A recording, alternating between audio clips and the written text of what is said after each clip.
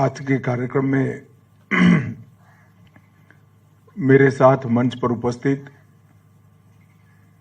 श्रीमान मनोज सिन्हा जी, उपराज्यपाल जम्मू कश्मीर श्री गोविंद मोहन जी, गृह सचिव भारत सरकार, तपन कुमार डेका जी, निर्देशक आसूचना ब्यूरो, श्री प्रवीण कुमार जी, डीजीपी सीमा सुरक्षा बल, और आज बोबिया चौकी पर उपस्थित सभी प्यारे बीएसएफ के जवान भाइयों बहनों और अधिकारीगण,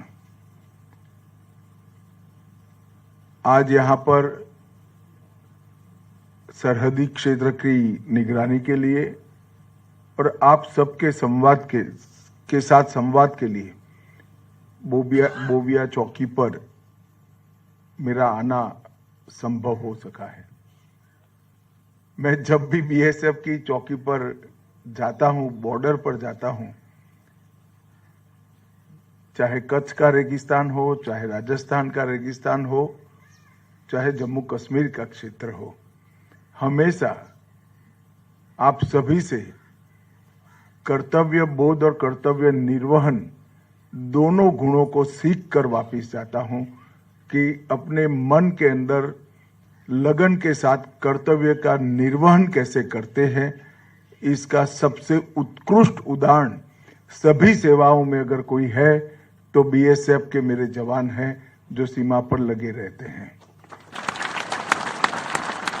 और ये भाव 60 साल के आपके पराक्रम युक्त इतिहास के कारण देश भर के जनता के अंदर भी आप सृजित कर पाए हैं।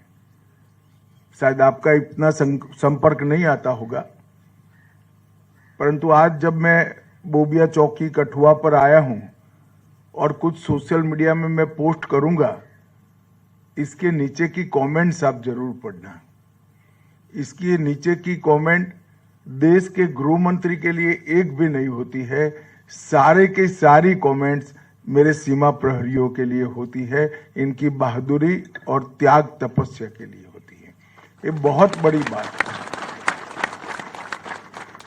बीएसएफ ने 6 दशक में 1 महावीर चक्र, 2 कीर्ति चक्र, 15 वीर चक्र, 13 शौर्य चक्र और अनेक प्रशासनिक सम्मान प्राप्त किए हैं।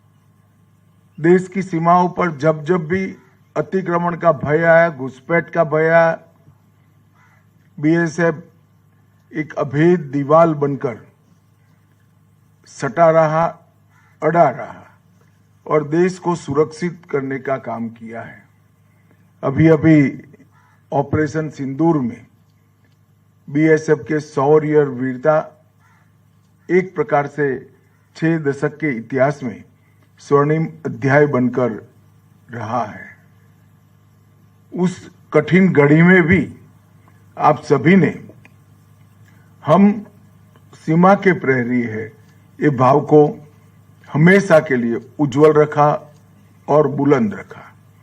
118 पोस्ट और 3 आतंकी launch pad Jammu Kashmir frontier ने ध्वस्त किए और इसके लिए सब इंस्पेक्टर मोहम्मद इम्तियाज अहमद और सिपाही दीपक चिंगखाम, उनको सर्वोच्च बलिदान के लिए वीर चक्र से भी सम्मानित किया गया है।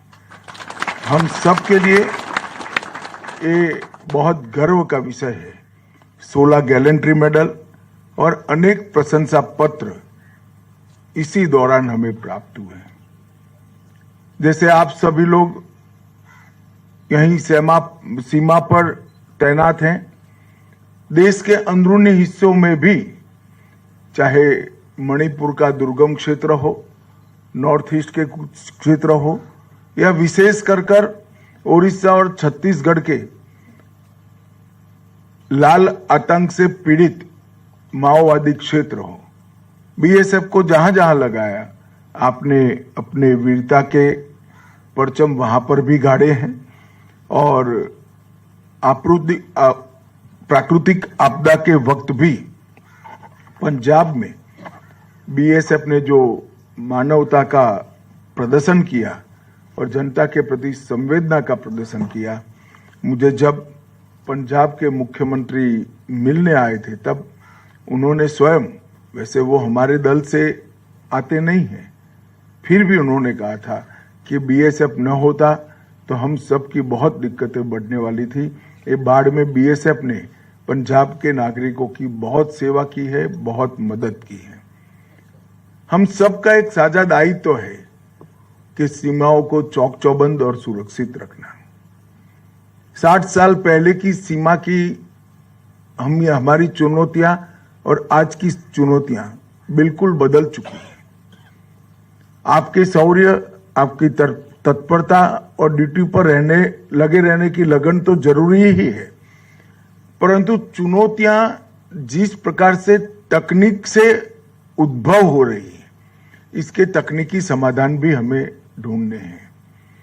बीएसएफ के 60 वर्षों की गौरवमयी यात्रा के 61वें स्थापना दिन पर जब मैं कार्यक्रम में गया था तब मैंने कहा है कि बीएसएफ का 61वां वर्ष बीएसएफ के मॉडर्नाइजेशन और बीएसएफ के जवान और उनके परिवारजनों के कल्याण का वर्ष बनाया जाएगा।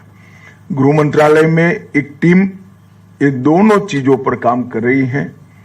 बीएसएफ के जवान के कल्याण के लिए भी हम एक विशिष्ट योजना लेकर आएंगे और पूरी बॉर्डर सिक्योरिटी का जो काम है उसको तकनीक के आधार पर मॉडर्नाइज कर आपकी सहायता कैसे की जा सके, इसके लिए भी भारत सरकार बहुत बड़ी राशि खर्च करने वाली है। मैं आशा करता हूं कि बॉर्डर इंफ्रास्ट्रक्चर और प्रयुक्त उपकरण आपको ड्यूटी निभाने में बहुत मददरूप होंगे और आप आपकी ड्यूटी का अच्छे तरीके से निर्वहन कर पाए, इसके लिए आपकी कठिनाइयों को भी कुछ हद तक वो कम करेंगे। सभी जवानों को मेरी अनंत अनंत शुभकामनाएं हैं। पूरा देश आपके कर्तव्य के निर्वहन के भाव के कारण ही चैन की नींद सो रहा है और सुरक्षित महसूस कर रहा है।